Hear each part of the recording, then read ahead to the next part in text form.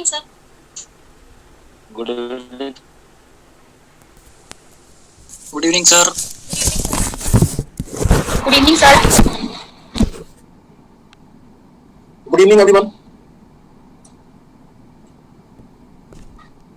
मेरी आवाज क्लियर आ रही है? हाँ सर, आ रही है. बेटा 1 मिनट बाद चालू करते हैं, 2 मिनट रुकते हैं अभी.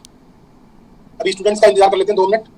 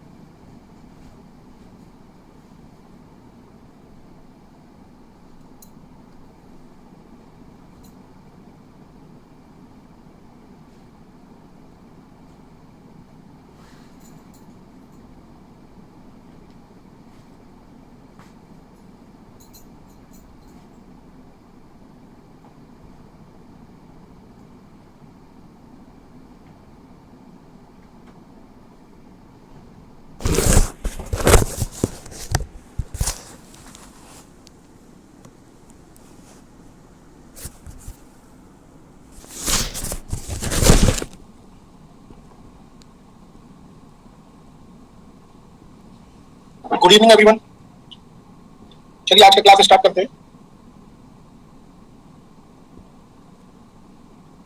आवाज क्लियर है मेरी? Yes sir. ओके बेटा, चलिए. New chapter, motion under central force.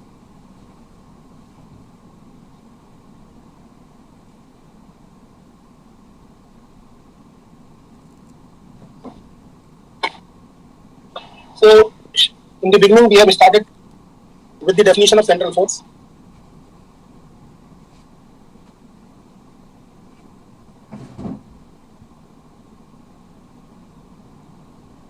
तो मान लीजिए जैसे यहाँ पर एक पार्टिकल है जो किसी सेंटर ऑफ फोर्स के अबाउट, सेंटर ऑफ फोर्स मतलब जिसके तरफ सेंट्रल फोर्स लगता है, centre of force. And for example, sorry, this particle is going on this path under the influence of a central force. Then central force is either along this towards the center or away from the center. In case of attractive potential, it is towards the center, and in case of repulsive potential, force is away from the potential, away from this central force. This direction is called as radial direction, and the r cap unit vector is along this direction, away from the center. So if a force is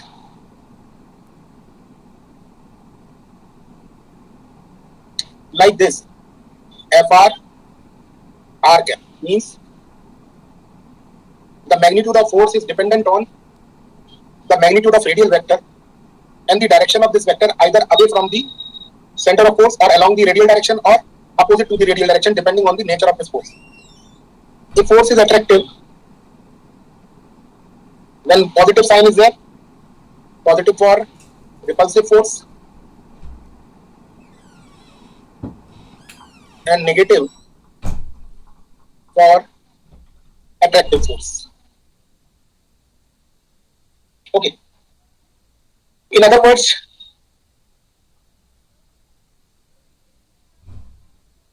we can also write it as Fr is equal to minus gradient of B, which is function of R. This is called central potential, or you can also write it as Vr is equal to integral minus integral infinity to R Fr dr. यहां पर जो del होगा वो होगा minus का del V over del R along unit vector direction.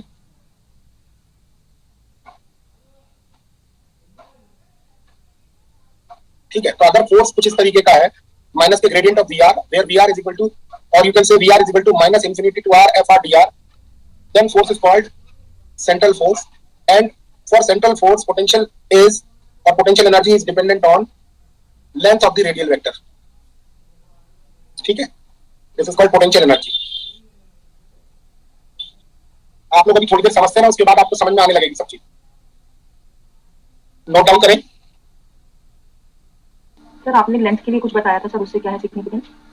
मैंने कहा the length of the radial vector is R, if magnitude of this force is dependent on R and direction is along the r cap or opposite to the r cap, then this force is called as central force, and corresponding to this central force there is a potential or potential energy which relates by the force and potential energy का relation क्या है, Fr is equal to minus del V, or for radial potential, radial force or central force, this del is del over del R।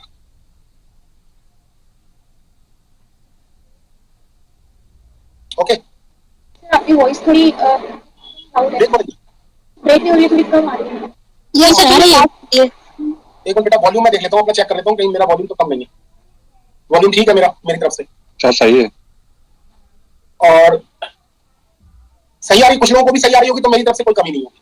No sir सही आ रही है sir, बारिश की वजह से थोड़ा प्रॉब्लम चल रहा है। हाँ, बारिश तो सब हो रही है, यहाँ भी हो रही है, तो इट मे बी पॉसिबल कि उस वजह से नेटवर्क में एटेन्यूएशन हो। कोई बात नहीं, ज्यादा डिस्टर्बेंस हो तो बताना मुझे। ठीक है बेटा, चलिए सेंट्रल फोर्स अगर ये है तो what are the properties of central force.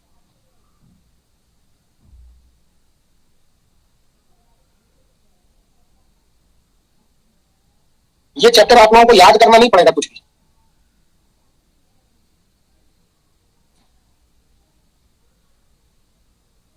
Central force की बेटा डेफिनेशन यही है, जो स्टेटमेंट ये लिखा हुआ है ना, मैथमेटिकली जो लिखा हुआ वही मतलब है।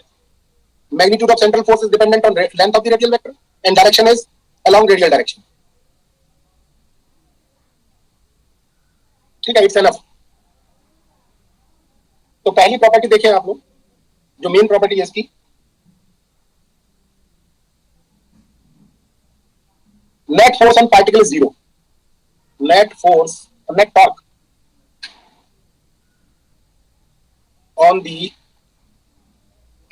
particle is zero under central force, under central force। Central force के अंतर्गत कोई भी पार्टिकल होगा तो नेट फोर्स कितना होगा, जीरो होगा। देखिए नेट टॉर्क कितना होगा, जीरो होगा। सभी लोग जानते हैं टॉर्क इज इक्वल टू होता है r dot tau is equal to r cross f, and f are is basically FR R cap, so FR is magnitude, then R cross R cap, it is equal to zero because angle between R cap and R is equal to zero. Sin zero is zero, so net torque is zero। तो वैसे आप common sense से सोचें,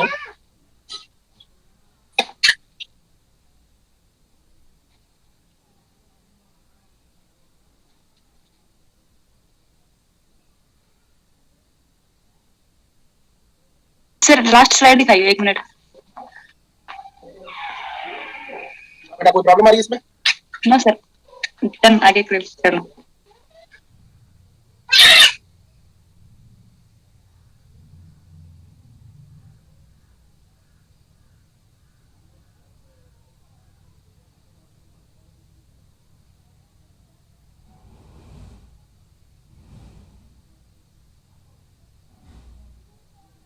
ठीक है, पहली property समझ में आ गई। दूसरी प्रॉपर्टी देखिए,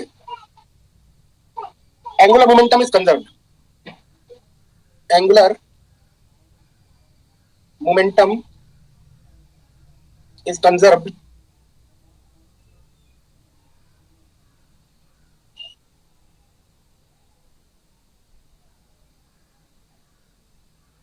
और ए कांस्टेंट ऑफ मोशन।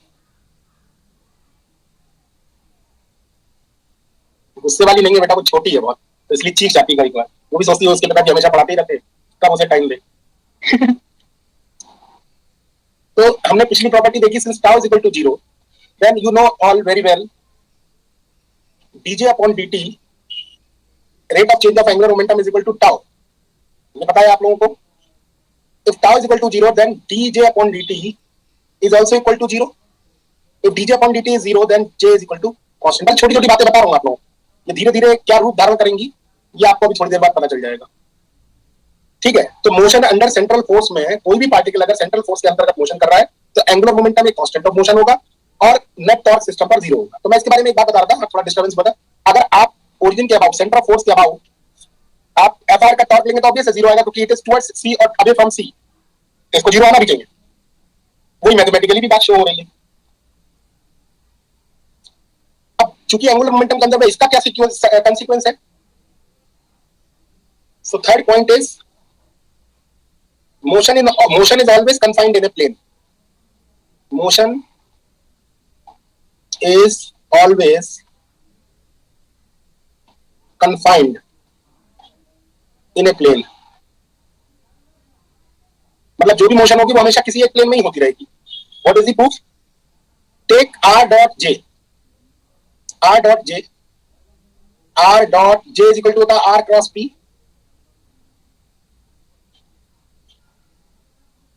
और अगर आप क्रॉस को डॉट को क्रॉस से अगर आप एक्सचेंज करेंगे तो कोई फर्क नहीं पड़ता। तो r dot j is always equal to 0। r cross r is 0, 0 dot 0, 0 dot कुछ भी हो 0 ही आएगा।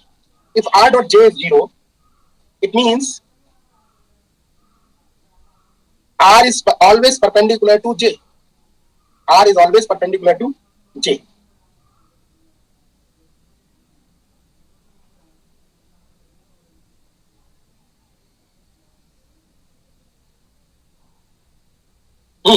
And since j is constant, अभी हमने प्रूव किया j is constant during motion, then r should always lies in a plane perpendicular to j. That is,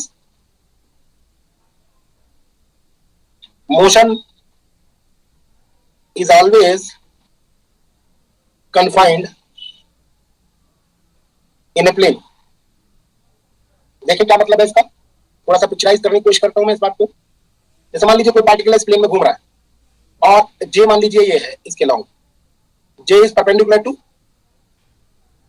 this plane, क्योंकि अगर पार्टिकल ऐसे घूम रहा होगा राइट हैंड सम रूल से किधर होगा, ये परपेंडिकुलर डायरेक्शन में, and r is always lies to perpendicular to this plane. अब आप कैसे भी पार्टिकल घूमेगा j तो बदलना नहीं है, ये फिक्स हो गया, क्योंकि नेट टॉर्क 0, j बदलेगा नहीं, j नहीं बदलेगा तो r और j के बीच का एंगल भी नहीं बदलेगा। अगर j फिक्स रहेगा तो r हमेशा क्या रहेगा, इसी प्लेन में लाई करता रहेगा। ये नहीं कि ये प्लेन बदल रही, यानी कि जो एक बार ऑर्बिटिंग करना चालू कर देगा उसके बाद वो उसके पास प्लेन बदलने का मौका नहीं होता। जैसे अर्थ किसी एक ऑर्बिट में अगर चक्कर मार रही है तो उसी ऑर्बिट में चक्कर मारती रहेगी, क्योंकि अगर ऑर्बिट बदली तो j बदल जाएगा, जो कि अलाउड नहीं है सेंट्रल फोर्स के अंतर्गत। So j is always perpendicular to the plane and r is perpendicular to j. So if j is fixed, j is constant, then r should be lies in the plane which is perpendicular to j. So you can say that motion is always confined in a plane. Okay?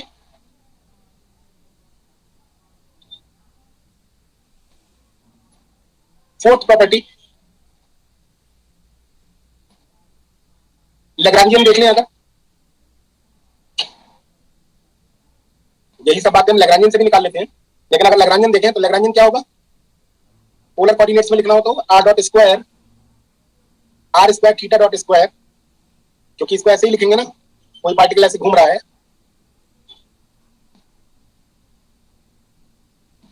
और particle यहाँ है, मान लीजिए angle theta ये r है, तो ये r comma theta plane polar coordinates में अगर आप इस पार्टिकल की काइनेटिक एनर्जी लिखेंगे तो half m r dot square plus r square theta dot square होगी।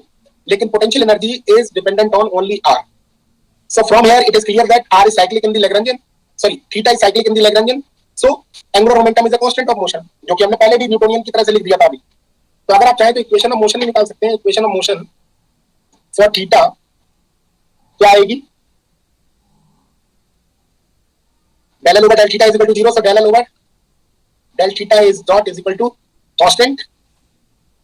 It means mr square theta dot is equal to constant, that is basically j.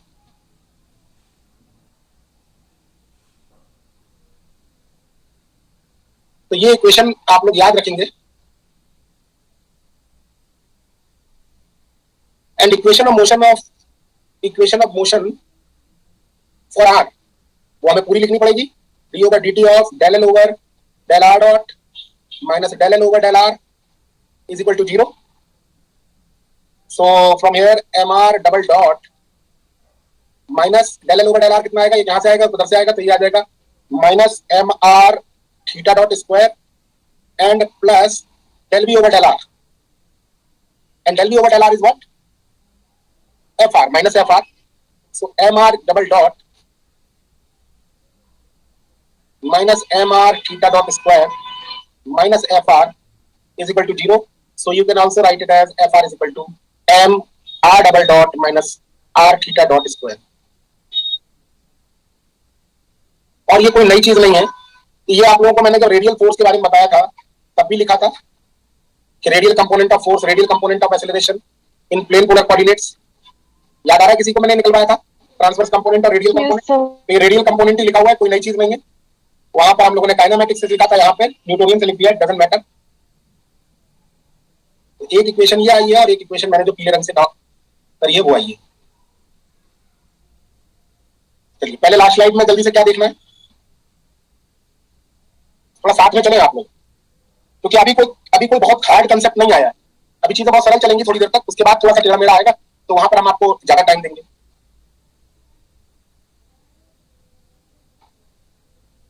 कुछ नाम दे देते हैं इक्वेशंस के, इसको इक्वेशन नंबर 1 नाम दे देते हैं। सर वॉइस नहीं आ रही है? नहीं आ रही? आ रही है सर, आ रही है sir.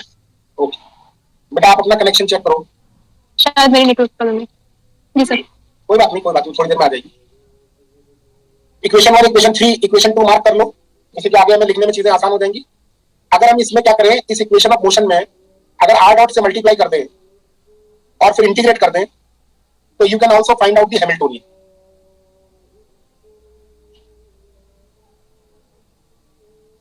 Okay. So multiply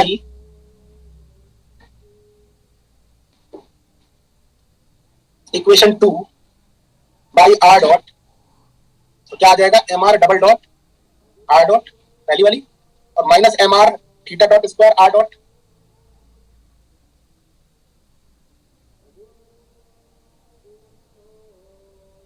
and last one is plus del B over del are are dot is equal to 0।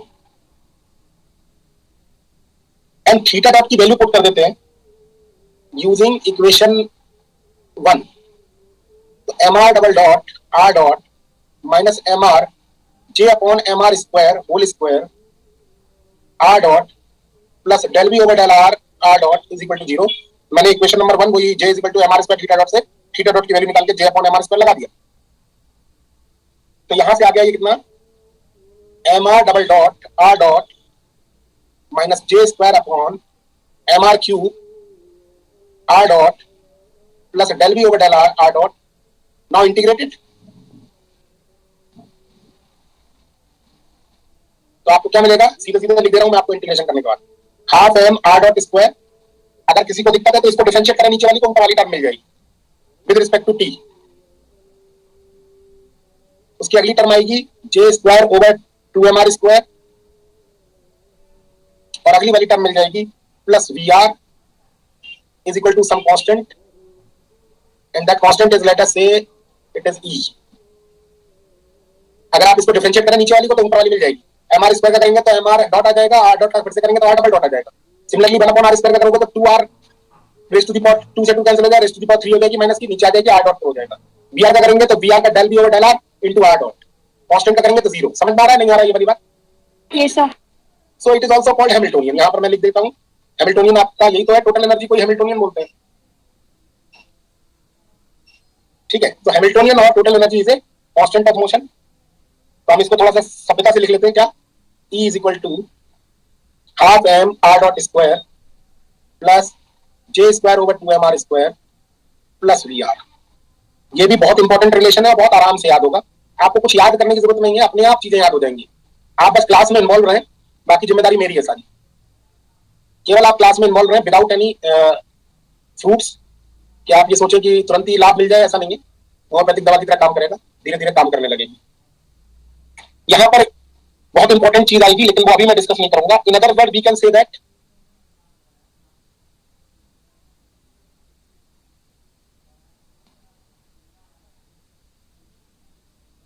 कैसे कह सकते हैं, एनर्जी कांस्टेंट ऑफ मोशन होगी del l over del t. कितना है del l over del t? कितना है? 0 है। तो आपको ये भी मैंने सिखाया था कि del l over del t अगर 0 होगा तो हैमिल्टोनियन एक कांस्टेंट ऑफ मोशन होगा, बताया था। आप ऐसे कह लें, या तो आप इस तरीके से कह लें, या आप जो मैंने करके दिखाया तरीका उससे समझ लें। बात एक ही है। क्लियर है यहां तक? तो ओवरऑल क्या क्या सीखा हमने अभी तक, उसको हम एज ए नोट बना देते हैं।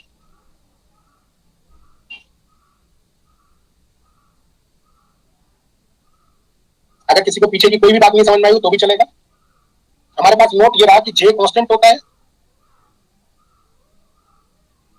जिन लोगों ने अभी ज्वाइन किया वो समझ लें, बिकॉज टॉर्क 0 होता है। दूसरी बात, motion is always confined in a plane.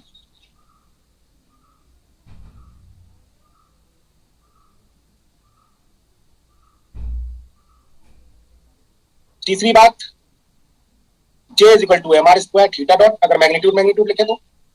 And चौथी बात, E is equal to half m r dot square plus J square over 2 m are square plus v r which is equal to constant.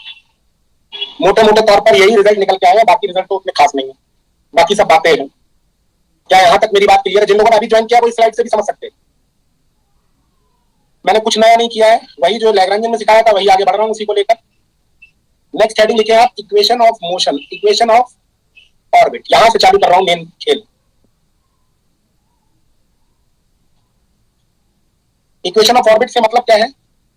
Basically equation of orbit का मतलब है relation between r and theta. यही तो है equation of orbit भाई। R और theta में जो रिश्ता है वही तो इक्वेशन ऑफ ऑर्बिट है। मेरी आवाज कम हो गई क्या बेटा? No sir. No sir. बेटा आप लोग, जिन लोगों को मेरी आवाज कम लग रही है ना, वो उसका नेटवर्क प्रॉब्लम है बेटा। कुछ मान भी बेटा, कुछ प्रॉब्लम आप ही की तरफ होगी। ओके कोई बात नहीं बेटा, फिर भी नहीं समझ में आए तो आगे पीछे करके हम समझ लेंगे, ठीक है। सो इक्वेशन ऑफ ऑर्बिट निकालने के लिए मेन मोटिव हमारा यही है, इसी पे हमारा मेन मुद्दा है, यही डिस्कशन का पॉइंट है इस चैप्टर में। सो इंपॉर्टेंट है काफी। सबसे पहले हम इसकी इंटीग्रल फॉर्म करेंगे। इंटीग्रल फॉर्म, अब देखिए समझते रहना, बताना मुझे नहीं आए तो। यहां से अगर थीटा डॉट निकालेंगे तो कितना आएगा? J upon M R square theta dot. मेरी आवाज बेटा कम हो रही है ऐसा मुझे कई लोग मैसेज, योगी भी कर चुके हैं अभी मैसेज। सर उनके तरफ प्रॉब्लम होगा सर। बेटा आपको आवाज आ रही है मेरी, तो मेरा फॉल्ट नहीं है बेटा। Yes sir. बिल्कुल सही आवाज आ रही है। यस आ रही सर। है आवाज। वेदर की वजह से हो सकता है आपकी तरफ कुछ प्रॉब्लम हो, ठीक है। सो इंटीग्रल फॉर्म आप देखें, d theta upon dt is equal to how much? Since theta dot is equal to j upon mr square, so theta dot is d theta upon dt, so it is j upon mr square. And from second relation, dr upon dt is equal to how much? यहां से अगर r dot निकालें तो कितना आएगा? 2 upon m e minus j square over 2 mr square minus b r. देखिए मैंने उठा के इधर ले आया और 2 अपॉन एम भी इधर ले आया, तो बच गया कौन उधर? R dot square. Square root ले लेते हैं, अब बच गया आर डॉट। सही लिखा हुआ है मैंने। तो मैंने जो फोर्थ नंबर और फिफ्थ नंबर है ना, फोर्थ और थर्ड, इससे क्या किया, थीटा डॉट और आर डॉट की वैल्यू निकाल के सामने रख दिया आपके। अब मुझे इसमें से आर और थीटा के बीच में रिश्ता चाहिए, तो मैं क्या करूंगा, टी को इलिमिनेट कर देता हूं। तो how can we eliminate T? Just divide these two. अगर D theta upon D T करूंगा, डिवाइड करूंगा, तो डिवाइड करने के बाद क्या आ जाएगा? D theta upon D R and J upon M R square ऊपर आ जाएगा और नीचे वो पूरा आ जाएगा 2 by m e minus J square over 2 m are square minus v r. ये आ गया।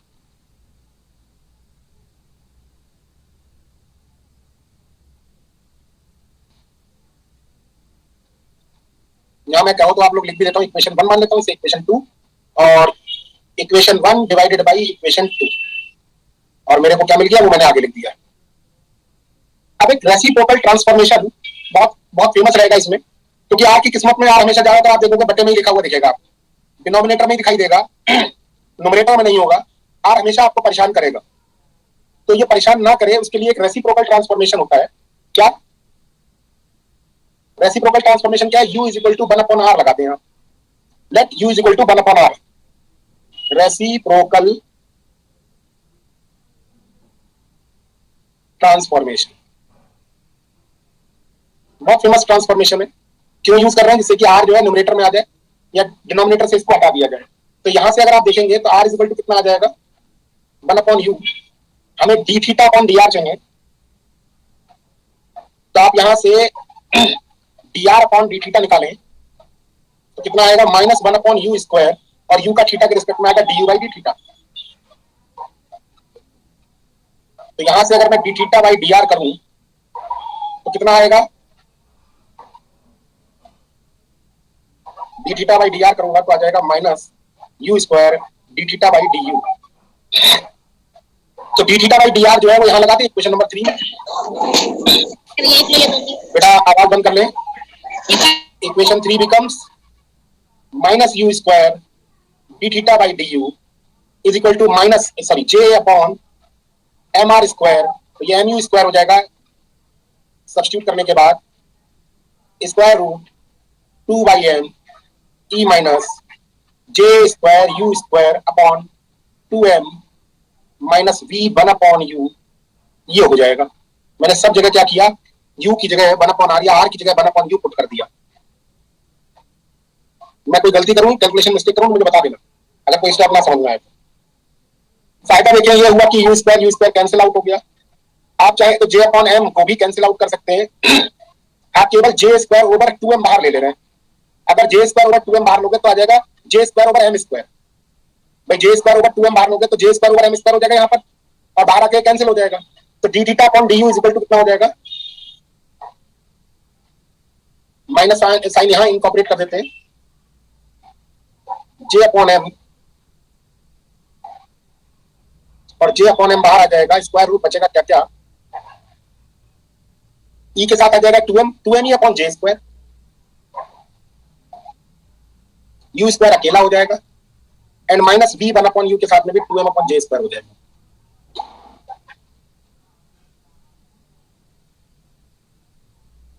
ठीक है, इन दोनों स्टेप्स को देख लें। मैंने j square over 2mu numerator में बाहर लिया है, तो j square upon m square जब स्क्वायर रूट से बाहर आएगा तो j अपॉन m हो जाएगा, जिससे j अपॉन m पूरा का पूरा कैंसिल हो जाएगा। तो d theta is equal to आ जाएगा -du over square root 2me over j square minus u square minus 2mb। अब हम समझ जाएंगे कि v is a function of 1/u। ठीक है, so this is the basically integral form of, you can integrate also. अगर आप इसको इंटीग्रेट करोगे तो क्या आ जाएगा भाई? इसको इंटीग्रेट करेंगे तो ये भाई थीटा आ जाएगा और plus a constant of integral where theta not is constant of integral.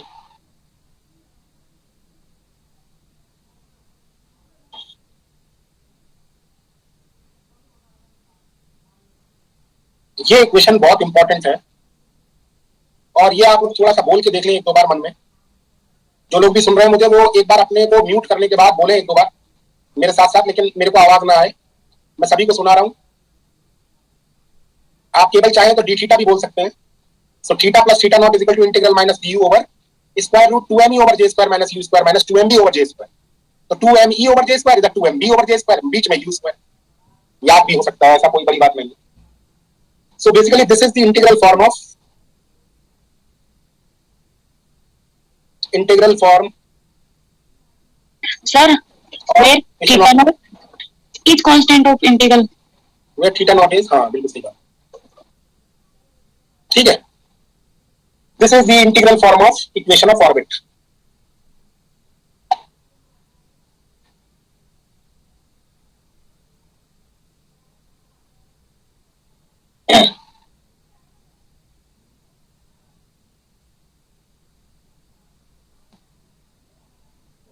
Back slide show करना।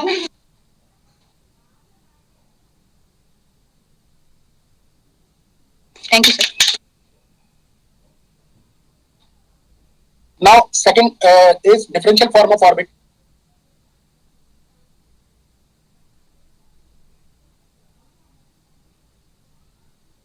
डिफरेंशियल फॉर्म अगर करनी है तो अभी आप लोगों को मैंने F are is equal to लिखवाया था m are double dot minus r theta dot square is equal to f r, ये लिखवाया था अभी। सो आप एम को मल्टीप्लाई अंदर कर लें आर डबल डॉट और थीटा की जगह लगा दें क्या j upon M R square f r, bracket में लिख लें theta dot is equal to j upon M R square. यहां से 2m में से एक m कैंसिल हो जाएगा तो ये आ जाएगा m are double dot minus J square over m are cube is equal to f r. Now point is this is also differential form क्योंकि इसमें d2r ओवर dt2 है, लेकिन हम चाहते हैं कि ये रिलेशन थीटा और आर के बीच में है, ना कि टाइम के बीच में। तो थीटा और आर के बीच में लाने के लिए हमें क्या करना पड़ेगा, इस आर डबल डॉट को कन्वर्ट करना पड़ेगा आर और थीटा में। तो इस आर डबल डॉट को आर और थीटा में कन्वर्ट करने का तरीका सबसे अच्छा है कि आप रेसिप्रोकल ट्रांसफॉर्मेशन इस्तेमाल करें।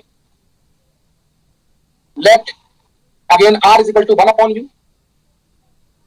सर एक चीज पूछनी थी। हाँ। सर हम पी क्यों हटाना चाहते हैं सर, टाइम के रिस्पेक्ट में क्यों नहीं बात निकालना चाह रहे, थीटा और आर में ही क्यों चाह रहे हैं? थीटा और आर में इसलिए चाह रहे हैं क्योंकि ऑर्बिट का बिहेवियर हमें थीटा और आर में ही पता चले कि एंगल जैसे जैसे बढ़ रहा है वैसे वैसे आर का क्या हाल हो रहा है। जैसे मैं आपको दिखाऊं ये ऑर्बिट, आप बता सकते हो क्या हो रहा होगा इसके साथ? सर आर और थीटा का ही रिलेशन चाहिए होगा। नहीं, आर जैसे जैसे बढ़ रहा है मतलब थीटा जैसे जैसे बढ़ रहा है आर कम हो रहा है ना। Yes sir. यही कहना चाह रहा हूँ कि ये चीज हमें पता चले क्योंकि यहाँ पे टाइम इंपॉर्टेंट नहीं, पीरियोडिक मोशंस है। तो आर और थीटा में रिश्ता पता चल जाएगा तो आप ऑर्बिट का बिहेवियर देखने में अच्छा लगने लगेगा। ओके ठीक है, R is equal to 1 upon U, तो D R upon D T is equal to means R dot is equal to how much, यहाँ पे लिख देता हूँ। So D R upon D T is equal to how much, minus 1 upon U square D over D T. और D over D T को अगर मैं लिखूं तो डी ओवर डी थीटा और D theta upon D T लिख नहीं सकता क्या? डी ओवर डी टी को मैं D over D theta upon D T लिख दे रहा हूँ और D theta upon D T is theta dot और थीटा डॉट को J upon M R square लिख दे रहा हूँ। तो minus 1 upon U square J upon M R square into D U over D theta. इससे फायदा क्या हुआ, R square you square cancel हो गया क्योंकि R is basically 1 upon you. Again differentiate कर दो इसको टी के रिस्पेक्ट में तो आपको माइनस जे अपॉन एम, फिर भैया D U over D theta का डिफरेंशिएशन टी की बजाय थीटा के रिस्पेक्ट में कर दो और थीटा का फिर टी के रिस्पेक्ट में कर दो। अगेन वैल्यू लगा दो j upon M R square, तो ये हो जाएगा j square over m square और आर स्क्वायर नीचे तो यू स्क्वायर ऊपर आ जाएगा। ठीक है, मैं इस इक्वेशन का लगातार इस्तेमाल कर रहा हूं, आपको दिख भी रहा होगा। और ये हो जाएगा d two u over D theta two. Bracket में लिख देता हूं कि मैंने कौन सी इक्वेशन का इस्तेमाल किया है। अगेन मैं बार बार इसी का इस्तेमाल कर रहा हूं, j upon M R square. तो यहां से आप देख सकते हैं theta r double dot theta और यू के टर्म्स में आ गया है, या कह सकते हो आर और थीटा के टर्म्स में, क्योंकि u is basically 1 upon r. आप वैल्यू लगा दें ये रेसिप्रोकल ट्रांसफॉर्मेशन के बाद ये इक्वेशन, इस इक्वेशन का नाम रख देते हैं कोई, हर बार याद नहीं रखेंगे, 4 नंबर रख दे रहे हैं। Then equation 4 becomes put r is equal to 1 upon u and r double dot in equation 4। तो अपने पास क्या आ जाएगा, एम आर डबल डॉट की जगह लगा देंगे क्या, minus J square you square upon m square d two u over D theta two minus J square over m are cube की जगह हो जाएगा u cube is equal to f 1 upon u. देख लें जरा एक बार, इक्वेशन 4 में आर डबल डॉट और आर की वैल्यू लगा दी है। तो यहां से एक एम कैंसिल हो जाएगा, यू स्क्वायर भी कॉमन आ जाएगा, जे स्क्वायर ओवर एम भी कॉमन आ जाएगा, तो माइनस जे स्क्वायर ओवर एम और यू स्क्वायर कॉमन आ जाएगा। अंदर क्या बचेगा, d two u over D theta two plus u is equal to f 1 upon u. Then you got a relation d two u over D theta two plus u is equal to minus m upon J square you square F 1 upon you. बहुत बार याद भी करी होगी आप लोगों ने इस orbit की इक्वेशन को, कई बार एग्जाम में भी पूछा गया होगा और आपको ये तो पता होगा ही कि ये बहुत इंपॉर्टेंट रही होगी किस टाइम पे। जो लोग प्रूफ में इंटरेस्टेड नहीं है वो भी अपना पेन चला ले थोड़ा सा, कोई दिक्कत नहीं है, ऐसे कोई बहुत लंबे चौड़े प्रूफ नहीं है। ठीक है, एक बार फिर से वही काम करेंगे, आप इस इक्वेशन को दोहराएंगे, इसकी अपनी अलग इंपॉर्टेंस है। This is differential form of orbit. पढ़ेंगे सब लोग साथ में। d2u over d theta 2 plus u is equal to minus m upon j square u square f1 upon u। d2u over d theta 2 plus u is equal to minus m upon j square u square f1 upon u। इस equation को याद करने का ये benefit है कि ये already बहुत सॉल्व है। इसकी ऑक्सिलरी इक्वेशन लिखना आसान पड़ेगी आपको, है ना। ऑक्सिलरी इक्वेशन लिखना आसान नहीं पड़ेगी क्योंकि ऑलरेडी आप d2u over d theta 2 plus u में ले आए हो। सिमिलरली इसमें भी इस इक्वेशन को अगर आप देखो तो इसको ये ऑलरेडी सॉल्व है। आपको बस वी लगाना है, इसमें आपको वी लगाना है और वी लगाने के बाद आप पूरी इक्वेशन का डायरेक्ट इंटीग्रल करके और आप कैलकुलेशन को बचा सकते हैं। ठीक है। सिमिलरली यहाँ एफ लगाना है, या ऑर्बिट की इक्वेशन दी हो तो आप एफ पता लगा सकते हैं। तो ये डिपेंड करेगा आपका सवाल किस तरीके का है, वो हम आपको आगे बताएंगे। ओवरऑल आप लोग ये याद कर लें। तो बैक स्लाइड कर दीजिएगा।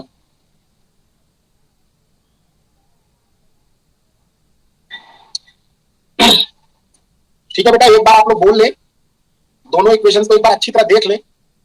मोस्ट प्रोबेबल आप लोगों को ये याद रहेगी। अगर आप लोग देख भी लेंगे ना ढंग से तो आपको दिक्कत नहीं आएगी।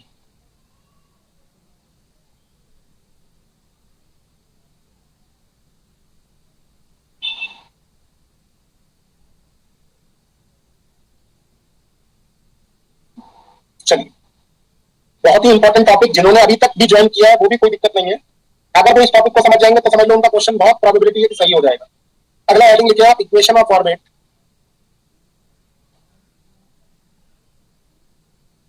For Kepler's potential. Kepler's potential, Kepler's potential इसलिए बोला जाता है क्योंकि एक पोटेंशियल बहुत फेमस है जो हमारे चारों ओर मौजूद है। वो पोटेंशियल कौन सा है? माइनस अल्फा अपॉन आर वाला। जिस दुनिया में हम रह रहे हैं वो न्यूटन लॉ ऑफ ग्रेविटेशन से बंधी हुई है और उसमें जो फोर्स है वो 1 upon r square, inverse square law को फॉलो करता है। उसी के करस्पॉन्डिंग अगर पोटेंशियल देखें तो माइनस के अल्फा अपॉन आर हो। Similarly electrostatic interaction, electrostatic interaction is govern by Coulomb's law and it is also defined as inverse square law and potential corresponding to that force is also like alpha upon r or minus alpha upon r depending on the nature of the charges। होता है ना, जैसे in case of gravitation alpha is what? In case of gravitation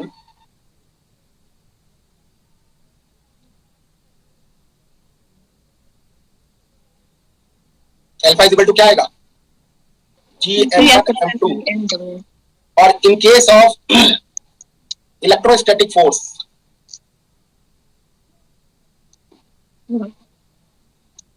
alpha is equal to plus minus k q1 q2। k is basically 1/4 pi epsilon naught and plus minus is for attractive or repulsive force। Am I correct or not? So this problem is basically the problem क्या है कि हमारे चारों ओर जो problems हैं वो सब इसी पोटेंशियल से गवर्न होती है, इसलिए ये मोस्ट इंपॉर्टेंट। जब बात होगी किसकी? अर्थ की, सन की, मून की, हमारी, उन सब जगह ये एप्लीकेबल होगा। सही कह रहा हूं मैं? बस आपको अल्फा रखना है और काम शुरू कर देना। तो हमने इसीलिए अल्फा क्या कर लिया है? कांस्टेंट लिख लिया है। आप समझ रहे होंगे मैं क्या कहना चाह रहा हूं बात। ठीक है। Corresponding to this VR, what is the nature of the orbit? इस टाइप के पोटेंशियल के लिए ऑर्बिट के क्या क्या नेचर होंगे इसको हम फाइंड आउट कर सकते हैं, इसको हम कंक्लूड कर सकते हैं by putting this VR in the integral form of equation of orbit। So put this VR in equation of orbit। equation of orbit integral form में क्या थी? थीटा प्लस थीटा नॉट, किसी को याद नहीं बेटा? माइनस डी देख के नहीं बोलना, एक दो बार ना बिना देखे प्रैक्टिस करोगे ना तो अपने आप याद आ जाएगी। रूट ऑफ 2m ब्रैकेट में e minus g minus u square minus 2b भी बेटा ऐसा करो, b को अब लगा देते हैं ना, v is equal to alpha minus alpha upon R, minus alpha upon R मतलब alpha U. v1 upon u is equal to कितना हो जाएगा? Minus alpha U. सही है। अब आप बता सकते हो इसका डायरेक्ट इंटीग्रल क्या होता है? इसको इंटीग्रेट कर सकते हो क्या? कभी आपने इस तरीके का इंटीग्रल किया है? इसका इंटीग्रल किया, देखो वही फॉर्म है ये। कैसे करते हैं बेटा? परफेक्ट स्क्वायर बना के ना, यस सर। कर दो। करो इसके आगे का काम, हम लोग साथ साथ में करते हैं। बेकार दोबारा लिखेंगे इसलिए यहीं पर कुछ कर देते हैं। बोलो, चूंकि v1/u is equal to minus alpha. सही है। हाँ बोलो बेटा, क्या जोड़ दूं और क्या घटा दूं? u m का alpha by j m alpha by yes sir j square का होल स्क्वायर जोड़ देता हूं और घटा देता हूं, यही बोलना चाह रहे हो ना आप लोग? और आप अब तीन टर्म कौन सी देखो, कोई सी भी तीन टर्म उठा लो, 1 2 और ये वाली 3। देखो ये तीसरी माइनस वाली उठाओगे तभी होल स्क्वायर बना पाओगे। क्या बनेगा?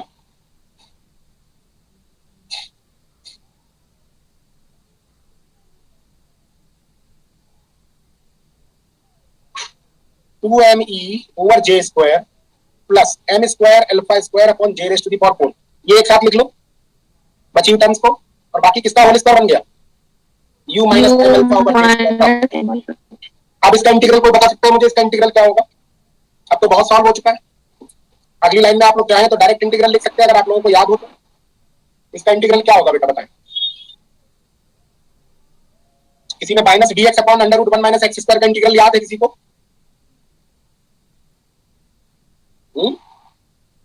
अरे याद नहीं कुछ भी? इसका इंटीग्रल नहीं पता?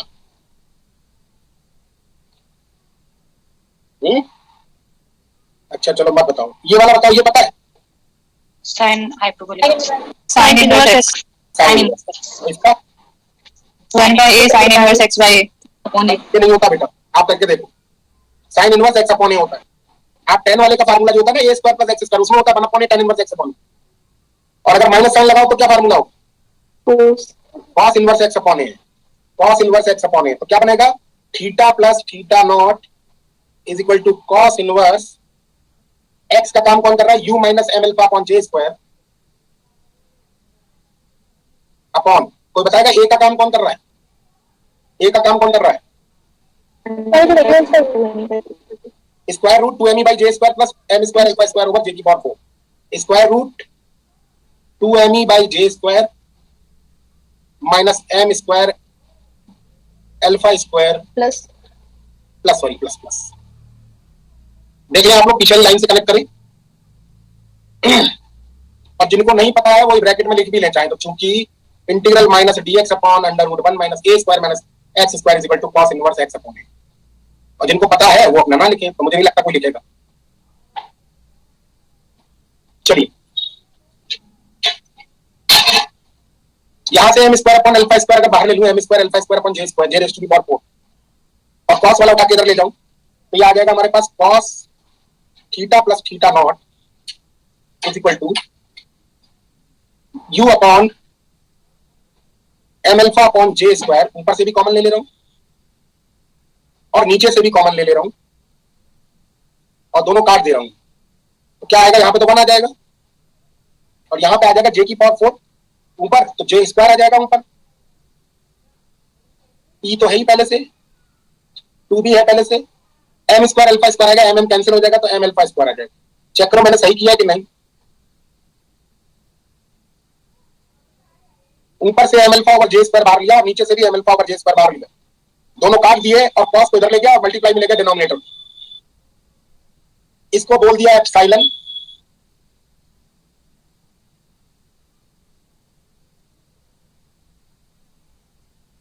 जे square over M alpha upon 1 upon R minus 1, और इसको बोल दिया एल। तो यहां से आ गया L upon R is equal to 1 plus epsilon cos theta plus theta not.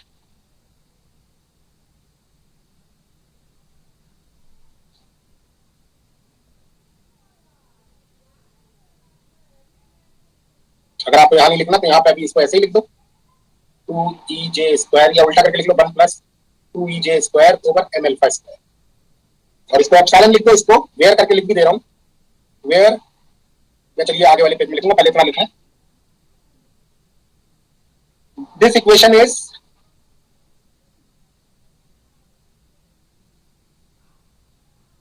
या this is the equation of orbit और आप पहचान सकते हैं ये इक्वेशन ऑफ ऑर्बिट को कि है क्या? ऐसी पोलर कोऑर्डिनेट्स में आपको पढ़ाई थी मैंने। Ellipse. No, it is a conic section. Conic section, आप लोगों ने कोनिक सेक्शन का नाम सुना होगा।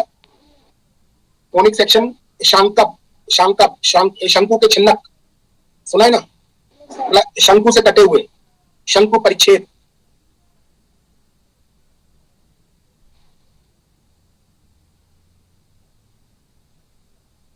बता सकते हो कोनिक सेक्शन के 4 पार्ट कौन कौन से होते हैं? Circle, parabola, ellipse, hyperbola.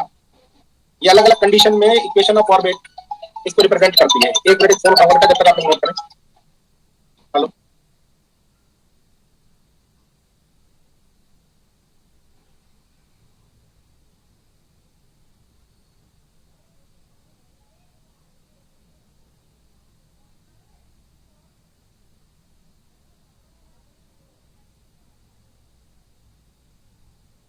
लिख लिया यहां तक? हाँ, तो आप लोगों ने कोऑर्डिनेट ज्योमेट्री पढ़ी होगी। किसी को याद है इक्वेशन ऑफ कोनिक सेक्शन क्या होती थी in Cartesian coordinate system? Equation of conic section in Cartesian coordinate system.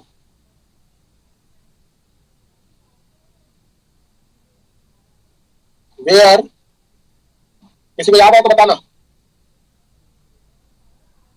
क्या मेरी आवाज आ रही है अब तक? नहीं? अरे, एम आई ऑडिबल? तुम लोगों से जब पूछता हूँ कुछ मैं, तो मुझे ऐसा फील कराते हो जैसे क्लास खत्म हो गई।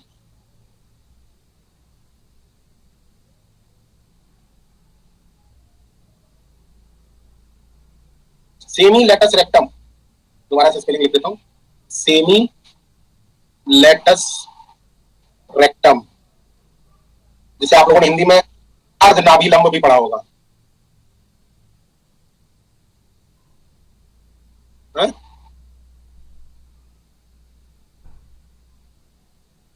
And epsilon is equal to square root 1 plus 2ej square over m alpha square. It is called eccentricity. इसको हिंदी में बोलते थे उत्केंद्रता। इन शब्द सुने नहीं?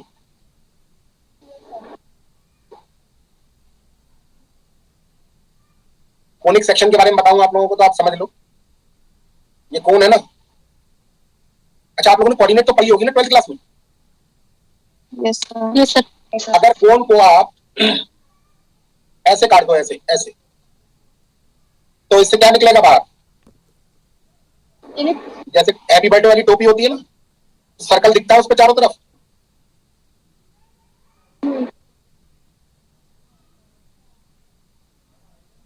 सर्कल।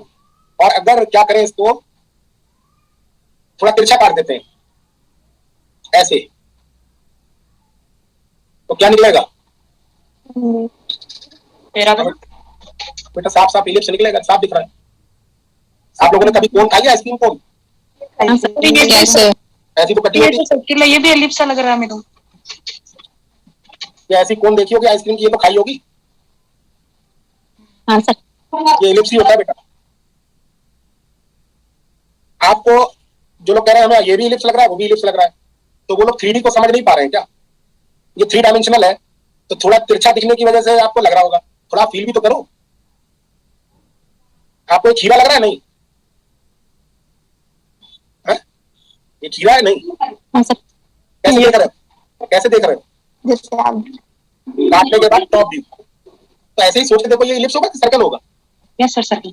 और अगर तिरछा कटेगा तो ये इलिप्स होगा पक्का। Yes sir. और अगर आप किसी तरीके से काटो, देखो जैसे मैं बता रहा हूँ, इस लाइन से काट दो ऐसे, यहाँ से, तो ये जो निकल के आएगा वो कुछ इस तरीके का निकल के आएगा। पैराबोला। ये पैराबोला होगा। और कोऑर्डिनेट ज्योमेट्री अगर आप लोगों ने पढ़ी होगी तो उसमें सबसे पहले यही सब सिखाया जाता है। और ऐसे काट दोगे तो आपको इस तरीके के निकलेंगे। इसको हम लोग हाइपरबोला बोलते हैं, इसीलिए हाइपरबोला जोड़े से दिखाया जाता है। याद समझ पा रहे हो? ठीक है बेटा? नहीं या और क्लियर करूं इसे? नहीं सर, हो गया। और कोऑर्डिनेट ज्योमेट्री में जो आपसे मैंने क्वेश्चन पूछा उसका जवाब तो किसी ने दिया ही नहीं कि equation of conic section in Cartesian coordinate system, ये याद है किसी को? नहीं। ax Sir, square sir, plus 3y dx square plus 3x plus 2hx y plus x. plus dy square plus 2gx. बोलो बता दीजिए. 2 Sir, 2gx plus 2fy plus c. ये किसकी इक्वेशन है? सर इक्वेशन आपको नहीं. आप बता सकते हो ये कब पैरेलल लाइंस दो लाइन को कॉम्बिनेशन ऑफ लाइन को रिप्रेजेंट करती है? दो लाइंस की कब ये इक्वेशन ऑफ ऑर्बिट, ये इक्वेशन कब सर्कल को रिप्रेजेंट करती है? ये बता दो चलो. ये बड़ी फेमस कंडीशन थी इसलिए पूछ रहा हूं आपसे. If h is equal to 0 and a is equal to b, then it represents the circle. a is equal to b नहीं, a is equal to b and h is equal to 0, तब ये circle को represent करता है. ये पूरी coordinate geometry इसी equation पे वर्कआउट करती थी और आपने देखा होगा इसी से हम सब कुछ कर लेते थे. अच्छा हाइपरबोला बेटा फिर से समझ लो. मैं कह रहा हूँ एक कोण को, एक मिनट मुझे मौका दो, 1 मिनट के लिए, 1 मिनट के लिए मौका दो.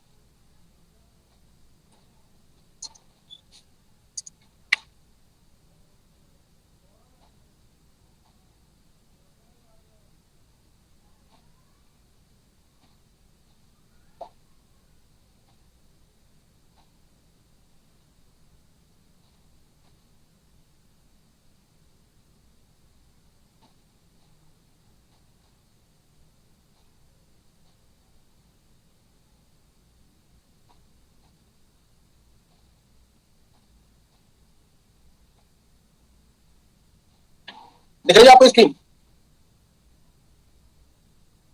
बेटा स्क्रीन दिख रही है? हाँ सर दिख रही है. अब आप समझो.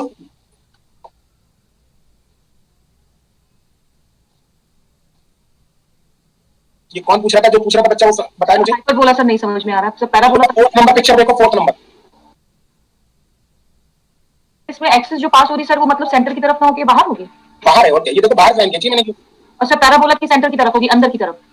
नहीं, इसका आधा काटा गया है. एक हिस्सा इसकी जो ये वाली लाइन है, मतलब जो इसकी, इसको हम लोग बोलते हैं क्या, ये sir space light line, sir space line से मतलब इसके एक हिस्से को काट रही है, कोण के नीचे वाले या ऊपर वाले को. देखो ना इसमें देखो प्लेन, और इसमें दोनों काट रही है. सीधी काट रही है सर्कल, तिरछी काट रही है ellipse.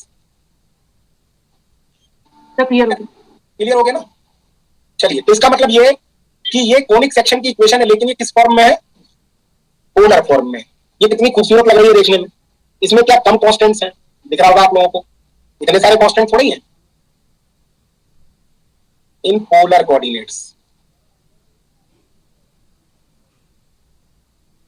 And it also represent circle on some condition, ellipse on some condition, hyperbola, ellipse, parabola, depending on the value of epsilon.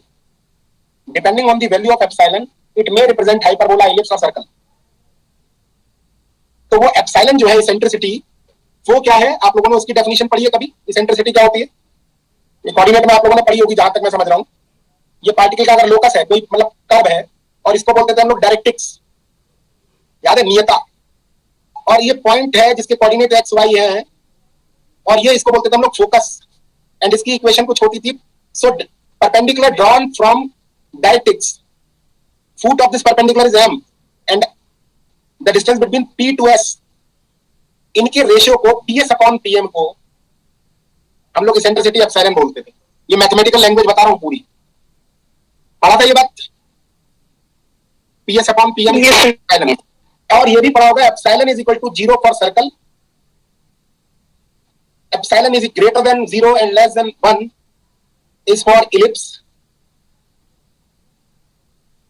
And epsilon is equal to 1 for parabola, and epsilon is greater than 1 is for hyperbola. तो this is the characteristic parameter. This type of conic section, whether it is circle, ellipse or hyperbola or parabola, depending on the value of epsilon. क्या कुछ recap हुआ पुरानी याद? Yes sir.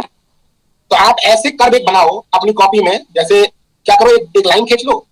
आप लोगों को ये कंस्ट्रक्शन करना भी बताया जाता था 12th क्लास में. इससे फोकस के बराबर दूरी पर एक लाइन खींच लो, ये बराबर इसके रहे. फिर पार्टिकल बनाओ कहीं, ये दूरी बराबर इसके रहे, ये दूरी बराबर इसके रहे, ये बराबर इसके रहे. अगर ऐसा कोई लोकस है तो उसको हम लोग बोलते थे पैराबोला. याद है ना? घर पे आप कंस्ट्रक्शन कर सकते हो. मैं आजकल मैथमेटिक्स लैब्स वगैरह चालू हो गई हैं तो उसमें ये सब सिखाते भी हैं. और अगर आप इस तरीके से खींचो कि ये बड़ा रहे, ये छोटा रहे, ये छोटा रहे, ये बड़ा रहे, तो ये अपने आप क्या बनेगा? एक इलिप्स. और मुझे याद आ रहा है कि आप लोगों ने ये भी सीखा होगा कि दो कील को जमीन पर गाड़ लो। याद है किसी को ये बात? उसमें बुक में लिखी रहती थी, एक S1 और S2, यहाँ पर मतलब कच्ची जमीन हो जहां पर, वहां पर दो कीले गाड़ लो इस तरीके से और एक डोरी ले लो और उसमें एक पेन फंसा लो। एक डोरी इससे बड़ी ले लो इनके बीच के सेपरेशन से, और एक यहाँ पेन फंसा लो और उस पेन को, इन डोरी को तानते रहो, तनी हुई डोरी के साथ इस पेन को घुमाओ तो ये बनेगा क्या? इलिप्स। याद है किसी को ये बात? ये प्रूफ भी करवाया जाता था, एक न्यूमेरिकल भी होता था। क्या शायद पढ़ा नहीं है आप लोगों ने? पढ़ा है। ये वाला पढ़ा होगा। ये सब लैब एक्सपेरिमेंट्स है मैथमेटिक्स के, जो कि वहां पर बुक्स में मेंशन भी होते हैं। तो ओवरऑल मेरा कहने का मीनिंग है, मैं कोऑर्डिनेट ज्योमेट्री नहीं पढ़ाऊंगा क्योंकि ये काम नहीं है मेरा, लेकिन मैं आपको एक अल्टरनेटिव वे दे रहा हूं। ये बता रहा हूं कि कोनिक सेक्शन की equation in terms of polar coordinates it is very easy, which is L upon R is equal to 1 plus epsilon cos theta plus theta naught. What is epsilon? L is basically J square over M alpha. Here it is semi-latus rectum and epsilon is basically eccentricity of the orbit. अब what is L? Semi-latus rectum क्या होता है? The perpendicular drawn from focus. ये angle 90 degree focus से perpendicular जो डाला जाता है इसको हम लोग बोलते हैं सेमी लेटस रेक्टम। किसी को याद है full latus rectum of parabola कितना होता था? पैराबोला के केस में 4a, पाई स्क्वायर बराबर 4ax में लेटस रेक्टम कितना होता था? 4a। Semi latus rectum 2a। In case of ellipse semi latus rectum is b square upon a. If equation of ellipse is ax square upon a square plus y square upon b square is equal to 1. याद आ रहा है कुछ कुछ? इसके लिए latus rectum ये होता था, और फुल लेटस रेक्टम 2l होगा 2b square upon a। क्या ये बातें कुछ ताजा हो रही हैं दिमाग में? Yes sir. तो आपको कम से कम कोनिक सेक्शन की पुरानी यादें भी साथ में रखनी है, क्योंकि वो आपको काफी कुछ याद दिला देंगी, तो काफी कुछ आपको इजी लगने लगेगा। हाँ, ये इक्वेशन आपको बड़ा आसानी से याद हो जाएगी। अब what is the significance of theta naught? ठीक है, तो थीटा नॉट की वैल्यू आप जो चाहे वो ले सकते हैं। या आप लोग कुछ नोट करने को रह गया तो नोट कर लें। तो हम अब आगे बढ़ रहे हैं। ये मैं एक तरीके से कह सकता हूं कि ये लगभग समझ लें, यहां से आगे बढ़ रहा हूं फॉर कन्वीनियंस।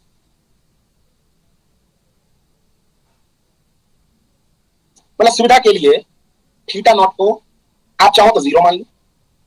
अगर ऐसा मानते हो तो इक्वेशन ऑफ मोशन क्या हो जाएगा? L upon R is equal to 1 plus epsilon cos theta. इस केस में ध्यान रखना है एक बात कि अगर ये है हमारा बेस लाइन ऑर्बिट की और ये है हमारा सेंटर ऑफ फोर्स, ठीक है, जिसको हम लोग बोलते हैं focus centre of force, then ये वाला जो पॉइंट होगा, ये जो प्लैनेट या पार्टिकल होगा, ये एंगल इधर से मेजर होगा। समझ रहे हैं? ये बात मैं अभी आपको प्रूव भी करके दिखा दूंगा। और अगर आप ये लेते हैं तो ठीक है, अगर आप थीटा की वैल्यू, थीटा नॉट की वैल्यू पाई लेते हैं तो इक्वेशन ऑफ ऑर्बिट क्या हो जाएगी? L upon R is equal to 1 minus epsilon cos theta. तो आप किसी बुक में आप ये वाली इक्वेशन देखेंगे ऑर्बिट, और किसी बुक में आप ये वाली देखेंगे। You can choose only one, और मैं आपको प्रेफरेंस दूंगा किसकी? पहली वाली इक्वेशन ऑर्बिट लेके चलने की, क्योंकि अगर आप दोनों लेके चलोगे ना तो पजल हो जाओगे। लेकिन मैंने कहा पाई भी ले सकते हो और 0 भी ले सकते हो। फर्क किस पे पड़ेगा? फर्क किस पे पड़ेगा मैं बता देता हूं। ये कोई ऑर्बिट है, ये सेंटर ऑफ फोर्स है, और ये वाला पार्टिकल है यहां पर, तो ये एंगल कहां से मेजर होगा? राइट से। और यार अगर इधर से मेजरमेंट लेना है तो आर, तो ये इक्वेशन ऑफ ऑर्बिट आएगी, क्योंकि थीटा की जगह 180 माइनस थीटा का मतलब यही तो हुआ। और अगर आप कोई और एंगल ले लेते हैं, थीटा की वैल्यू और कोई ले लेते हैं, π/3 π/4, तो बस क्या होगा? शक्ल बदलेगी, बाकी कुछ नहीं बदलेगा। ऐसा हो जाएगी। अगर इलिप्स की बात करें तो थीटा बदलने पर क्या हो रहा है? इलिप्स कुल मिला के डिपेंड करेगा आप थीटा की वेरियस वैल्यूज के लिए। जैसे मैं आपको क्लियरली दिखाऊं तो बड़ा आसानी से दिखा सकता हूं। एक मिनट जरा, आप कॉपी में लिखना नहीं, मैं क्या दिखाना चाह रहा हूं पहले देख लें।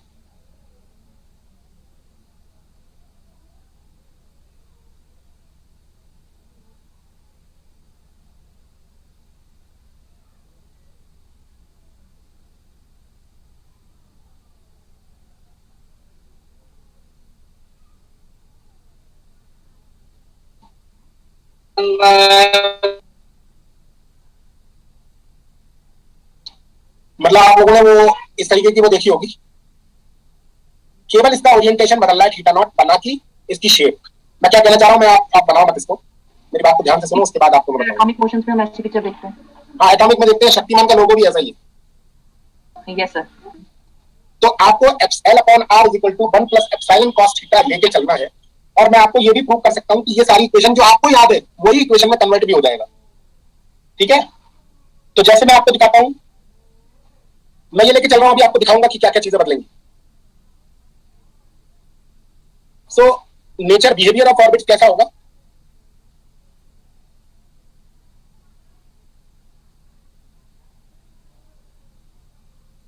Under Kepler's potential. तो आप देखें L upon R is equal to 1 plus epsilon cos theta. आप ये लेके चलें with L is equal to you know very well L is equal to J square over ML, ये याद रखना पड़ेगा आपको। And epsilon is equal to, कई बार आएगा सामने अपने आप याद हो जाएगा, 1 plus 2 EJ square over ML square. एक बार बोले 1 plus 2 EJ square over ML square. Flow में बोले square root 1 plus 2 EJ square over ML square. ठीक है। अब you know very well epsilon is dependent on energy.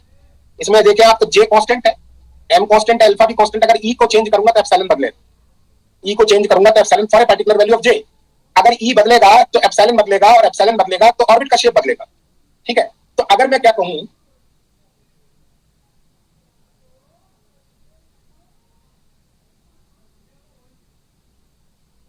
if epsilon is equal to 0, then orbit is circular or circle। और epsilon is equal to 0 कब होगा? जब energy क्या हो, epsilon 0 लगाऊंगा तो 1 इधर आएगा, तो माइनस ML 2J स्क्वायर। बेटा आवाज बंद कर ले। For this particular case energy is minus ML square over 2J square. Okay, and equation of orbit becomes equal to 1 plus 0. So L is equal to R. L is equal to R देकर आप क्या कह सकते हो? It is circle. चाहे तो आप इसे कार्टेशियन में लिख लो, तो x square plus y square बराबर L स्क्वायर। नहीं लिख सकते, जो कि आपकी जानी पहचानी इक्वेशन है। अगर एप्सिलॉन की वैल्यू 0 से 1 के बीच में होगी, देन ऑर्बिट इज इलिप्स। तब एनर्जी कितनी होगी? Energy E2 is greater than minus ML square over 2J square. और 1 कब होगा एप्सिलॉन? जब E की वैल्यू 0 हो, 0। Then for orbit, elliptical orbit, energy should be greater than minus ML square over 2J square and up to value of 0। 0 एंड minus ML square over 2J square excluded. And then equation of orbit becomes L upon R is equal to 1 plus epsilon cos theta with epsilon is greater less than 1. This is the equation of ellipse. Now it is ellipse. ऊपर ये conic section है, यहाँ पर ये conic section है, ये circle है, और ये अब इस कंडीशन के साथ में क्या है? इलिप्स। अभी मैं आपको और डिस्कस करूंगा तो और समझ में आएगा, थोड़ा सा आपको ज्ञान देते रहो बस।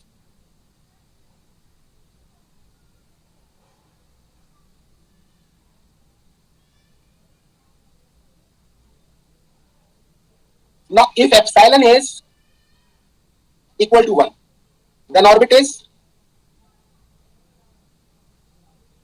parabola. And for parabolic orbit, energy should be equal to, for epsilon is equal to 1, energy should be 0. यानी कि 0 एनर्जी वाला जो होगा वो क्या होगा? पैराबोलिक ऑर्बिट में जाएगा। एंड इक्वेशन ऑफ ऑर्बिट क्या होगी? L upon R is equal to 1 plus cos theta. This is the equation of orbit for parabola. ये पैराबोला है, ये इलिप्स है, ये सर्कल है। And the last is if epsilon is greater than 1, then orbit is hyperbola. And for hyperbolic orbit, energy should be greater than 0. E4 लिख देता हूं इस एनर्जी को। And equation of orbit L upon R is equal to 1 plus epsilon cos theta with epsilon is greater than 1. With epsilon is greater than 1.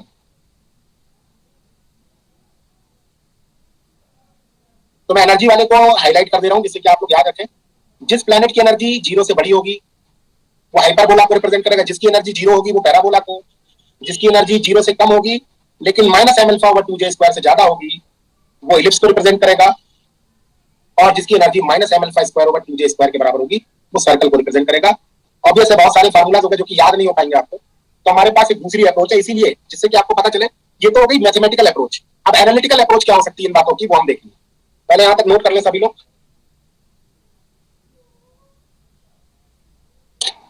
क्या आप लोगों को ये हाइपरबोला दिख रहा है, ये पैराबोला दिख रहा है, ये वाली इक्वेशन?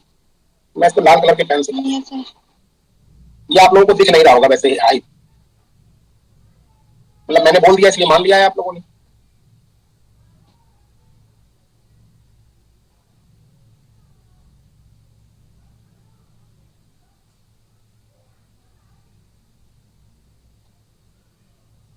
नोट कर लिया सभी लोगों ने?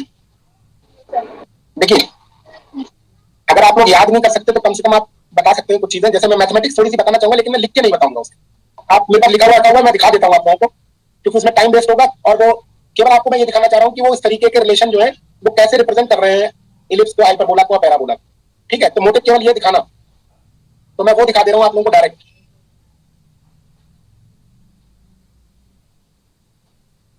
ठीक है, ये केवल लास्ट में डाल दे रहा हूँ, हालांकि आपको जरूरत नहीं पड़ेगी, अपेंडिक्स तरीके से डाल दे रहा हूँ। ठीक है, मैं फिर भी दिखा दे रहा हूँ आप लोग को, देख लो जरा। जैसे ये इक्वेशन ऑफ ऑर्बिट, इसको फॉलो करके लेके चल रहे हैं ना। एल के बारे में आपको बता दिया, perpendicular drawn from S, R is distance of the planet from the centre of force, theta बताइए आप लोगों को इधर की तरफ से माना जाएगा। और मैंने कहा अगर इसके अतिरिक्त कोई होगा तो थीटा नॉट कुछ और होगा, तो ऑर्बिट क्या होगी, झुक जाएगी, या फिर एक्स एक्सिस को कह लो, जो एक्स एक्सिस बनाइए वो टेढ़ी मिर्ची हो जाएगी। और अगर ये पाई हो जाएगा तो वो वाला एंगल उधर से हो जाएगा। ये तो मैं बता ही चुका हूं, यहां तक समझ मारी बेटा? नहीं? ठीक है, अब एप्सिलॉन इज इक्वल टू 0 के लिए सर्कल होगा, ये दिख रहा है, इसको तो मानोगे सर्कल है, ये तो मैंने लिख दिया था। अब एप्सिलॉन इज इक्वल टू 1 के लिए ये पैराबोला होता है, तो देखो L upon R is equal to 1 plus cos theta है, एप्सिलॉन की वैल्यू 1। आप R से मल्टीप्लाई कर लो तो L बराबर R plus R cos theta. L की जगह L ही लिखा रहने दो, R की जगह लिख लो कितना, under root X square plus Y square, और R cos थीटा की जगह क्या लिख लो, x, है ना। L माइनस एक्स इधर उठा के ले जाओ, होल स्क्वायर कर लो तो L माइनस एक्स का होल स्क्वायर बराबर X square plus Y, whole square खोल लो तो L square plus X square minus 2LX, X square cancel out हो जाएगा बराबर भाई। निखिल की शादी बंद है भाई, इस शादी भाई है तो उनकी बुआ के घर से दाना पानी उठवाओ अपनी। L square minus 2LX is equal to y square. Now you can say that it is visible to you. y में दो घात है, y में क्वाड्रेटिक है और x में लीनियर है, तो it shows parabola. You can make it, you can convert this form into standard form. Clear हो रहा नहीं हो रहा है कि क्यों ये इक्वेशन पैराबोला को रिप्रेजेंट कर रही है, बता रहा हूं मैं यहाँ पर।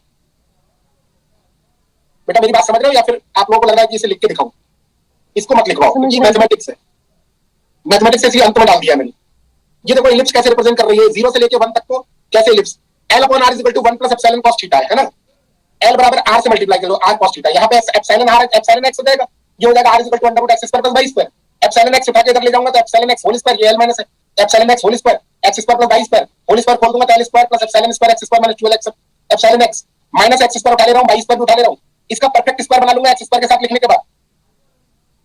परफेक्ट स्क्वायर बनाने के लिए मैं कुछ जोड़ दूंगा, कुछ घटा दूंगा, तो मैंने क्या किया, एप्सिलॉन स्क्वायर माइनस 1 या 1 माइनस एप्सिलॉन स्क्वायर से डिवाइड कर दिया, उसके बाद मैंने ये जोड़ दी टर्म दोनों तरफ, L square epsilon square upon 1 minus epsilon square. तो इससे क्या हो गया, ये परफेक्ट स्क्वायर बन गया, ये जो अंडरलाइन करिए। तो ये इक्वेशन कुछ इस फॉर्म में बदल गई। नहीं नोट नहीं करनी है बेटा, ये अगर आपको जरूरत पड़े तो आप अपनी स्लाइड में देख लेना, x plus epsilon whole square. Now अब ये देखो आप, ये इक्वेशन का स्टैंडर्ड फॉर्म की तरह नहीं बदल गई, x square upon a square plus y square upon b square बराबर 1, a और b की वैल्यू दिख रही है साफ साफ।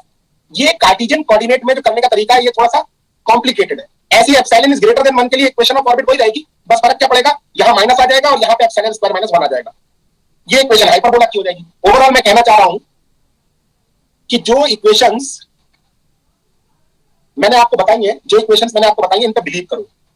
आपसे मैं अगर एक छोटा सा होमवर्क अब दूं, अभी दे रहा हूं, अभी करने के लिए देता हूं मैं, एक काम आप करोगे तो मुझे बड़ा खुशी मिलेगी, वैसे भी आपको मेरी खुशी की चिंता नहीं है। L upon R is equal to 1 plus epsilon cos 2 theta. बता सकते हो ये किसकी इक्वेशन को रिप्रेजेंट कर रही है? केवल ये बता दो ये इक्वेशन किसको रिप्रेजेंट कर रही है। ऐसे तो बता नहीं पाओगे आप, ऑब्वियस ऐसे कार्टेशियन में कन्वर्ट करो, उसके बाद बताओ। बताओ बेटा बताओ, कार्टेशियन में कन्वर्ट करो और बताओ, क्योंकि ऐसे दिखने में तो ये सब एक जैसी लगती है।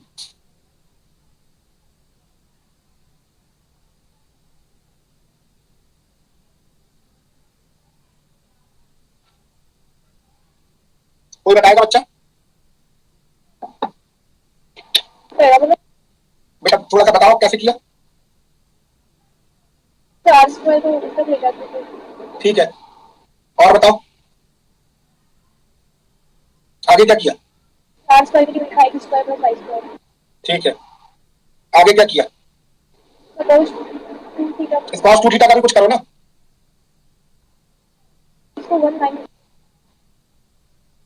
ऐसा ना करो, आप थोड़ा कंफ्यूज हो रहे हो।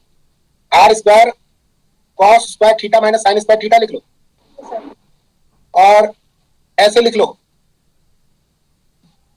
सही नहीं लिखा है? अब बता दो कौन किसकी इक्वेशन है ये?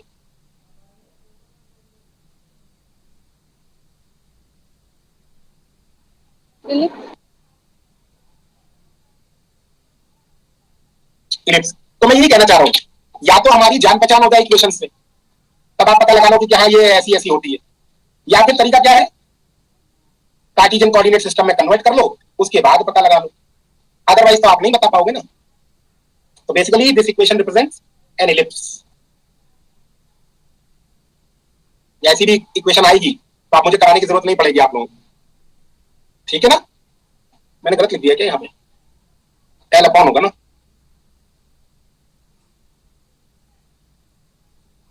क्या मेरी बात से सहमत हो नहीं हो?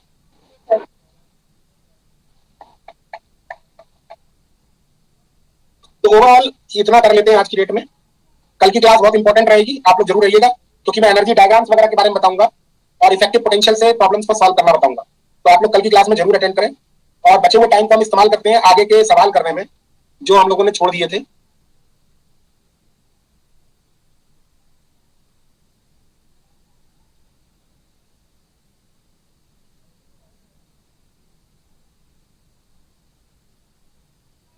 पहले ये वाला देख लेते हैं, उसके बाद देखते हैं दूसरे।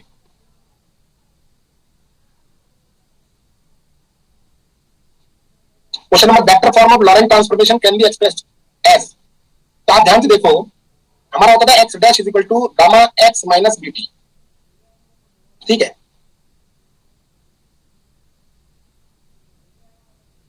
तो अगर मैं देखूं ये आर की जगह अगर मैं एक्स आई कैप लगा दूं, आर की जगह एक्स आई कैप,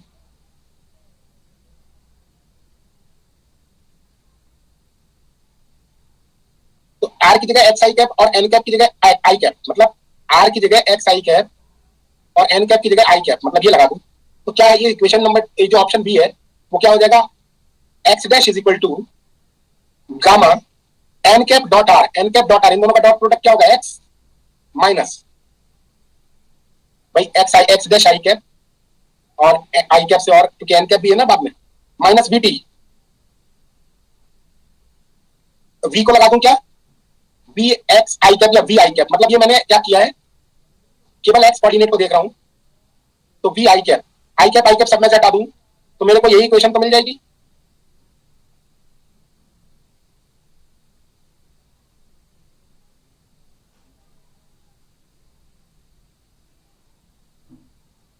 लेकिन वो इसमें सेकंड टर्म भी दिया हुआ है,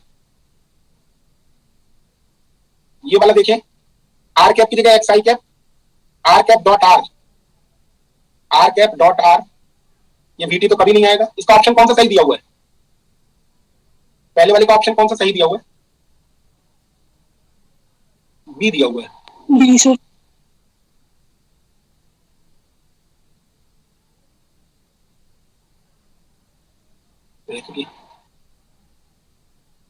are vector X I cap, ये हो जाएगा हमारा X I cap, X I cap, X I cap minus 0 हो जाएगा, यही तो है, ये टर्म 0 हो जाएगी, बाकी किसी में ऐसा नहीं हो रहा है, इसलिए बी सही है।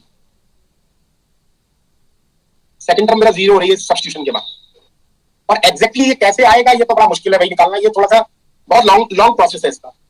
तो ओवरऑल बी ऑब्जेक्टिव सही है। देखो आप अपने बी ऑब्जेक्टिव को उसी रूप में डाल दो जिस रूप में आप लोगों ने ये स्टैंडर्ड तरीका सीखा हुआ है। इसको हम बी को क्या मानते हैं? वी आई कैप डायरेक्शन मानते हैं ना, तो यानी एन कैप का काम कौन कर रहा है? आई कैप, इसलिए लिख लिया बी आई कैप हो गया, और एक्स आर की जगह लिख लिया X I cap, X coordinate की बात कर रहा हूं मैं, ठीक है? और T dash is equal to gamma T V R cap, V R V मतलब वी हो जाएगा, आर कैप मतलब आर वेक्टर मतलब एक्स हो जाएगा, आई का आई 1 हो जाएगा अपॉन सी, या तो बी एक्स अपॉन सी स्क्वायर आ जाएगा, तो बी ऑप्शन बिल्कुल मैच कर जाएगा,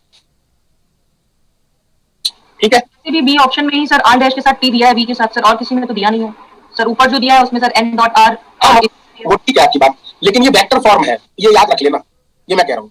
चेक ऐसे कर ली कि ये इससे मैच कर रहा है, जैसे अगर ये नहीं दिया होता ना तो भी तो आप लगा देते आंसर, Yes, sir. लेकिन ऐसा नहीं है, ये वेक्टर फॉर्म है और आप इसको याद कर लें। क्वेश्चन नंबर सेकंड देखें, velocity of a particle as seen from frame s and s prime is c upon root 2 i cap plus j cap and c upon root 2 minus i cap plus j cap, then which of the following statement is correct? क्या आपने इसको किया?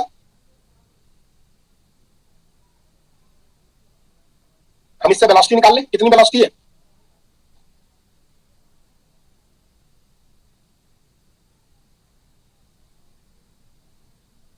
S से देखने पर velocity क्या दिख रही है? c upon root 2 i plus j, यानी कि सीधे सीधे अगर कहूं तो c अपॉन रूट 2 इधर और c अपॉन रूट 2 इधर, ऐसी तो है। और अगर इसी को मैं यहां से बैठकर देखता हूं तो इसकी वेलोसिटी क्या दिख रही है? c upon root 2 opposite minus का है और y कंपोनेंट सेम है। इसकी वेलोसिटी अगर v होगी तो what is the velocity v for which this velocity becomes c by 2 in opposite, c by root 2 in opposite direction? So what is the velocity of this particle with respect to s prime? कितना होगा? c by root 2 या 1 by root 2 लिख दूं minus v upon 1 minus 1 by root 2 v is equal to how much? Minus c by 2, c by root 2, यही तो होगा। Multiply कर लें, यानी 1 by root 2 मल्टीप्लाई कर लें तो minus 1 by root 2 plus v by 2 is equal to 1 by root 2 minus v। तो यहां से आ जाएगा कितना? v प्लस b कितना हो जाएगा? v प्लस 1 3v by 2 और ये हो जाएगा रूट 2, यहां से b इज इक्वल टू आ जाएगा 2 रूट 2 by 3। तो गामा इज इक्वल टू हो जाएगा 1 upon under root 1 minus b square, यानी कि 4 8 by 9। सो 1 माइनस 1 बचेगा, नीचे 3, तो गामा इज इक्वल टू आ जाएगा 3। सही लिखा है? Yes, sir. तो x prime is equal to gamma x minus vt v is 2 root 2 by 3 into t। ये आंसर जिसमें आ रहा होगा वही सही होगा। कौन से मारा? पहले मारा ना, x prime is equal to 3x minus 2 root 2 t। वो c भी आ रहा है, वो c आएगा क्योंकि वेलोसिटी को मैंने c के टर्म्स में नहीं लिखा है ना। नहीं समझ में आया? आ गया सर। अगला क्वेश्चन, ये सब मैं अरेंज करके आप लोगों को भी दिखा दूंगा। एक क्वेश्चन, ये लास्ट क्वेश्चन करवा रहा हूं, उसके बाद आप लोग क्लास छोड़ना। Pi meson at rest decays into two photons which moves along the x-axis. They are both detected simultaneously after a time t is equal to 10. तो अब वही तरीका मान ले भाई, ये दोनों जो है अपोजिट डायरेक्शन में जा रहे हैं, दोनों साइमल्टेनियसली रिकॉर्ड किए गए, पकड़े गए। तो ऑब्वियस है अगर ये डिस्टेंस l by 2 है in the frame of train, तो कितने टाइम बाद टकरा जाएगा एक? L0 by 2c, this is equal to 10 seconds according to problem.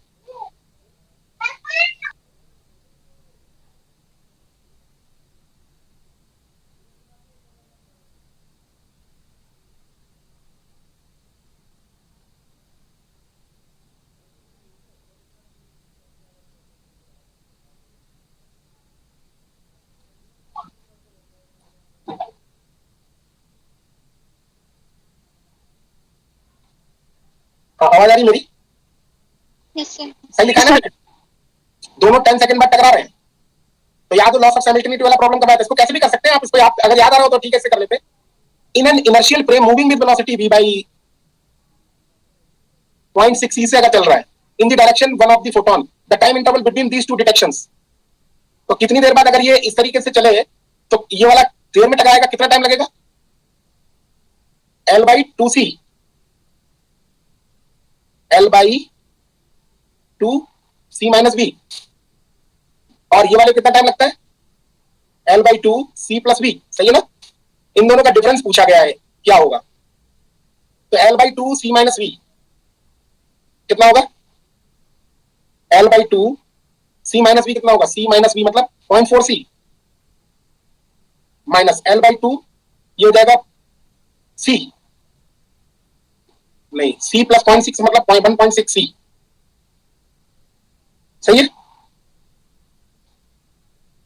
और L is equal to L0 by gamma. Gamma की वैल्यू कितनी होगी इस पर्टिकुलर वेलोसिटी के लिए?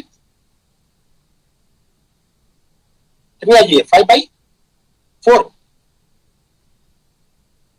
तो आप लोग क्या कैलकुलेट करना है, इस पर कैलकुलेटर चलाना।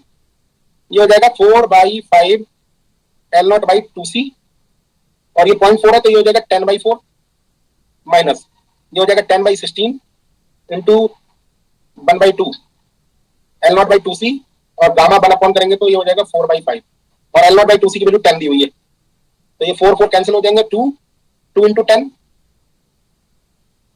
माइनस, कैलकुलेटर की जरूरत नहीं पड़ेगी, 4 जा और ये 2 जा, 1/2, ये 5 हो जाएगा, 1/2 इंटू 10 तो ये हो जाएगा कितना, 15 सेकेंड्स, आंसर 15 सेकंड आ जाएगा। समझ में आ रहा है कुछ नहीं आ रहा है? फिर ये L not by 2C equal to 10 कैसे लिया सर, एक बार बता दीजिए। अरे ये ऊपर ही लिखा हुआ है ना बेटा, ये देखो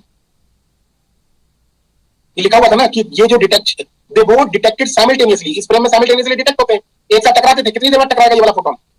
ओके सर, समझ वो दिया हुआ है 10 सेकंड, कराया सर आपने। हाँ वो 10 सेकंड दिया हुआ है। सर स्लाइड शो कर दीजिए। चलो बेटा ये पहले मैं लगा दूं, उसके बाद आपको दिखा देता हूँ, एक मिनट, आपको सब स्लाइड्स मिल जाएंगी ना तो अच्छा रहेगा।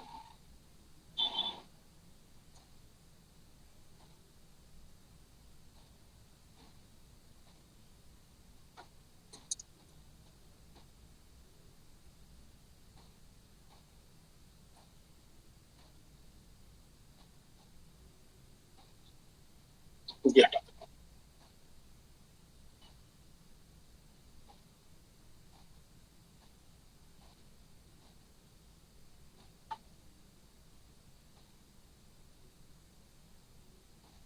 ये बीच तो यहीं तक क्लास होगी आपकी, ठीक है, ये जो पढ़ाया मैंने इसके आगे मैं बढ़ाऊंगा, बाकी ये रफ वर्क है, इसको आपको जरूरत नहीं है, तो अब मैं दिखा दे रहा हूँ आपको स्लाइड शो पूरा, शुरू से आप नोट कर लें। ये पहली स्लाइड है, कल की क्लास में काफी सारे पोटेंशियल्स के बारे में बताऊंगा तो जरूर रहिएगा।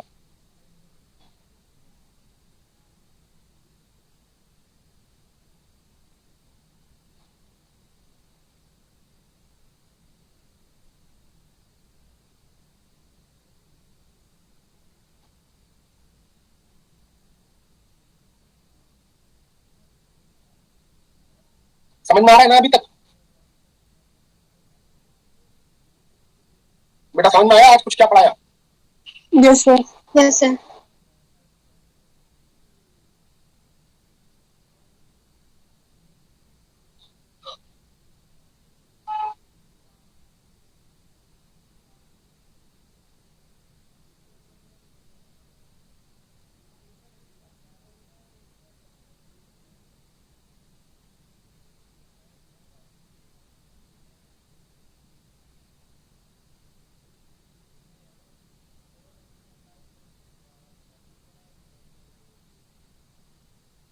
सर इसके पीछे वाला दिखा दीजिएगा सोलर। न्यूमेरिकल्स दिखा दीजिए। पीछे वाली स्लाइड ये चले अब आगे। Yes yes sir.